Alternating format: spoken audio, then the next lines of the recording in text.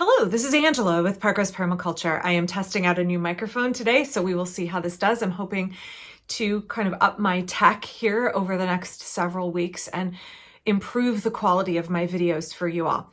I'm filming from inside the house today because one of my kids is actually out back cooking where I would normally be filming outdoors this time of year. So I'm in my room. You can see I'm in the process of doing some changes here. This is a clock that I inherited from my parents that just came back from the clock repair shop. It's going to go on the wall right here. It's a very much beloved clock that was in a bank in Indiana where my grandma used to work. But I digress. So today I want to talk about our recent trip to the Renaissance Festival. And that may seem like a little bit off topic for a permaculture channel, but I think it actually applies because I think there is this connection between things like Ren Faires and other kind of utopian, escapist fantasy experiences, and the way that we can potentially approach permaculture or the way that other people perceive permaculture. So I want to talk about that for a few minutes. Now, I took my eldest child and my youngest child to the Oregon Renaissance Festival recently, and it was rainy and the weather was terrible, so I didn't film very much there. And also I don't like to film people who I don't have their permission to put them up on my YouTube. So very limited amount of photography that I was able to do there, but we had a really good time. We dressed up in our own kind of garb that we thought would be fun to wear, but I saw other folks there dressed up as characters from Harry Potter, Merida, characters from Disney films. Someone was there as Shrek. Someone was there as Captain Jack Sparrow. Folks were there dressed as the Knights Who Say Ni from Monty Python and the Holy Grail. Lots and lots of campy, cute, fun costumes that embrace that whole period from medieval-ish all the way up to like Tudor-ish and everything in between, a big mishmash of prints and tie-dyes and all of that kind of fun, fantastical way of dressing. Folks dressed as witches and elves and fairies, lots of folks with pointy ears on. So what is it about Ren Fairs that's so captivating? Now, for those of you that don't live in the United States, I don't know if Ren Fairs are that big of a thing in Europe. They're really big over here. Renaissance festivals started in the early 1960s and just took off like wildfire across the US.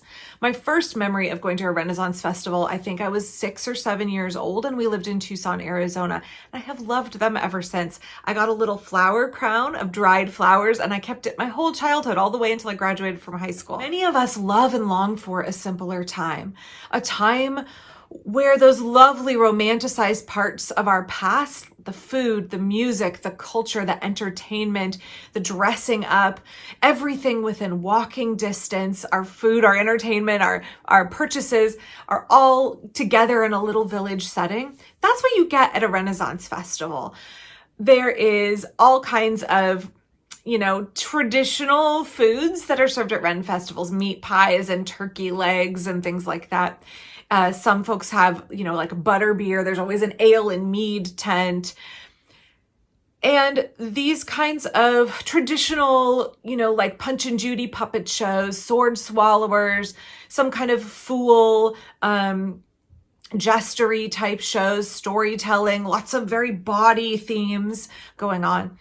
And that's all like good fun and games. And it's really, really enjoyable, which is why Ren Fairs are so popular. So for better or worse, I always want to see how the threads of connection interweave between different interests and ideologies and movements.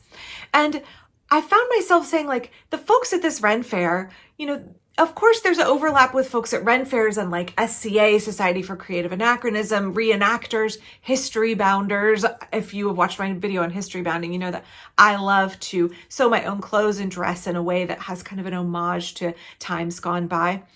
And it all connects to this kind of pastoralism, which is pretty common in our society. I mean, even Marie Antoinette had her own private little city that was like a little farm where she could go and play act at being a simple country peasant. So with no research whatsoever, this is just my own opinion from observation and existing in this kind of community. I think a lot of preppers and modern homesteaders long for a simpler life, long for an alternative to the hectic and dissatisfying nature of modern society. I know that I definitely feel that way a fair amount of the time. When we engage in that kind of entertaining, spectacle of a Ren Fair, we can cherry pick the beautiful romantic elements of yesteryear. We can meld them with a hefty dollop of modern technology as we're all looking at the map on our phone and taking photos. And I think that the modern homesteading, modern kind of sustainability movements can have a similar appeal. We want the aesthetic of an earlier time. We want to harken back to when things felt on the surface simpler. And we want to fold in our modern medicine, our cars, our refrigeration, our solar, et cetera, et cetera, et cetera. And yes, I know there's folks that are car free and folks that live off grid with no electricity, but they're really kind of like a teeny fraction who eschew all modernity whatsoever, right? Most of us are still using a checking account and we have a cell phone and we use antibiotics to save our lives, etc. So for many of these kind of pastoral and fantastical forms of escapism, or even intentional living, they skirt the problems of back to the good old days, avoiding looking really hard at the fact that those periods in history had a pretty intense racism, sexism, childism, caste systems, suffering, high child mortality, etc., etc., etc. Lots of folks on the internet like to talk about the realities of the yesteryear. I'm not gonna dive in too much in this video on that. But is permaculture like this? Permaculture gets criticized as being idealistic and naive. And I think those are valid criticisms. Permaculture gets criticized as not being dissimilar from those kinds of prepper folks, those kind of I want to live like Laura Ingalls Wilder, Little House on the Prairie, but put it all over Instagram kind of folks. I think especially when you're looking at big industrialized ag, there is a very heavy bent on criticizing permaculture as being nothing more than role-playing, nothing more than kind of the Ren Fair of agriculture, right? So as I'm watching everybody at this Renaissance Festival, I'm thinking, is permaculture really like this? Is it really kind of a silly, tie-dyed, naive, fantasy version of sustainable living? I admit that permaculture appeals to some of the same longings to bring people together. And again, folks who are interested in history bounding, SCA, who enjoy Ren Fairs, hippie types can really be drawn to permaculture. After all, it is communicating a simpler, more ethical way of living is possible through permaculture. It makes sense that folks who enjoy the kind of escapist fantasies of Ren Fairs would be drawn to something like permaculture. That's not a bad thing to have a philosophy, a design system that speaks to a natural yearning within many of us. If so many of us are saying, gosh, I need an escape from modern society. I do not like the way things are going. I do not like the pace of modern life. I do not like the overemphasis on profit and technology and corporations and whatever it may be about modern life that stresses you the heck out. It's not bad then to say, such a significant portion of our society has this natural yearning. What does that mean about our society, and how could we make our society better so that we are not constantly yearning for a way to escape it, right? That's what I think permaculture does. Permaculture is a design system. It's a lens through which we view structures and habits and societies with a critical eye and using an evaluative process. It's asking what has worked in our evolution as a species and as a society. What have we gained? But also, what has it cost us to make advancements? And what are the things we're being sold as conveniences that actually have all these hidden costs that harm us in the long run? Permaculture is saying, let's use a critical eye at the systems that we have and see if we can tweak and design them to be more efficient and more ethical and more regenerative.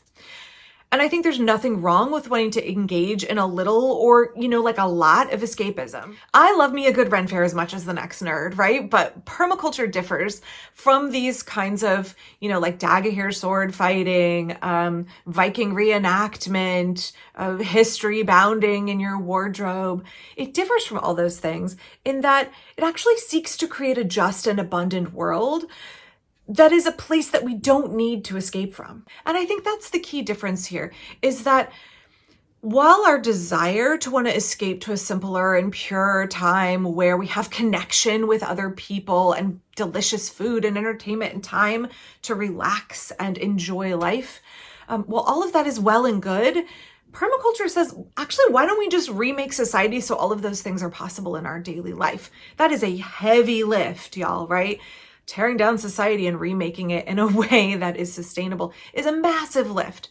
But permaculture says slow, small solutions. So how can we find little ways to plug in and engage and make changes to make our lives more sustainable and more like the kinds of activities that we choose to and want to engage in? How can we make all of our life much more like those communities and hobbies and forms of entertainment that we use as an escape from our life? How do we make a life we don't need to escape from? So I would say that permaculture is for dreamers. It is for escapists. It is for people who have that yearning for a different way of living. But I would say it's also for people who want efficacious design and real change, right? Folks who have engineering brain, folks who have a desire to fix broken systems, not folks who just want to escape from them. So I would hope that if you're drawn to things like Ren Fairs and cosplay, et cetera, that you would say, what is it that I could do to make my whole life better, to make my whole community better in a way that pulls in all of these elements that I love and folds them into daily life? So how can we take those good things and kind of leave in the past all of the things that were harmful for us, but bring along all of the things that we enjoy and need and yearn for as people: community, connection, leisure time. How we can bring all of those things with us and say we should not have abandoned them in our quest for modernity. We can design where we can pick and choose elements so that we create a world that is equitable and just and enjoyable, and that we have time to enjoy in the connection with each other, in our gardens, in our hobbies and crafts that we enjoy, in the connection with the natural world. So I'd love to hear your thoughts down below. I'll be back really soon with a regular video. Actually, I think tomorrow out in my garden, I have a video about, I'm trying to think what's in the schedule, a video about and self-sowing annuals in my veggie garden. So I hope you'll tune back in for that. Please don't forget to click like and subscribe. That's the best way you can support the work of this channel. I do have some other ways down below, including there's a thanks button on YouTube, and I'll be back real soon. Bye-bye.